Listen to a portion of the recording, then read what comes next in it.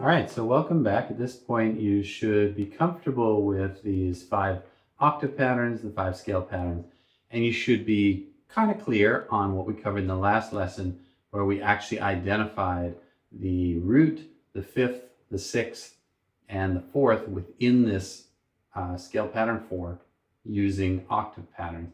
And I want to start with this lesson looking at an actual harmonic progression, an actual chord progression, and give you the theoretical understanding of where these chords come from, okay?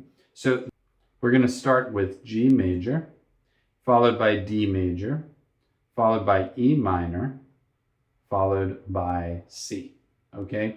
And we're going to call this a 1, 5, 6, 4 progression using Roman numerals. Now, if the Roman numerals are not clear to you, I think it's a pretty simple concept you might just absorb through the course of this specific lesson. But if you need more information on it, don't hesitate to reach out to me and I can point you to lessons that I have on Roman numerals and how they work. But this is going to be a rundown of where these come from and why we call them the 1, 5, 6, 4.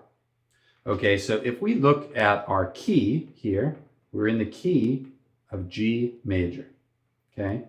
And in the key of G major, you have 7 notes. You have G, A, B, C, D, E, and then of course F sharp is our 7th.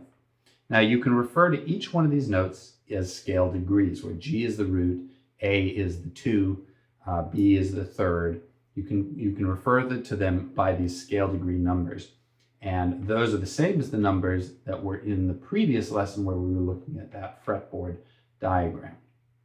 Okay, so when you build a chord off of the 1st, the 4th, or 5th scale degrees, you always get a major scale, or sorry, a major chord. And we use major or capitalized uppercase Roman numerals to indicate major chords, whereas we use minor, we convey minor with these lowercase like that. Now, 7 chords are a little unusual because they have this quality that is neither major nor minor. It's called half diminished. We're not really going to be dealing with F sharp half diminished here, so we can just kind of quietly sweep that off to the side. What we are going to be working with here is G, which is our 1, D, which is our 5, E minor, which is our 6, and then C, which is our 4. And that is where we get this chord progression up here. That's where that chord progression comes from.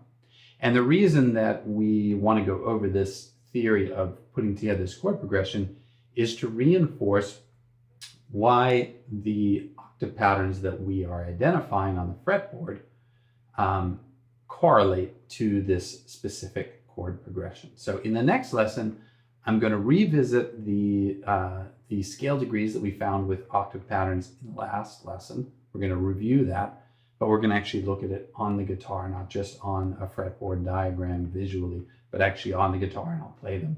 And then we'll see how those match these specific chords. So that's coming up in the next lesson.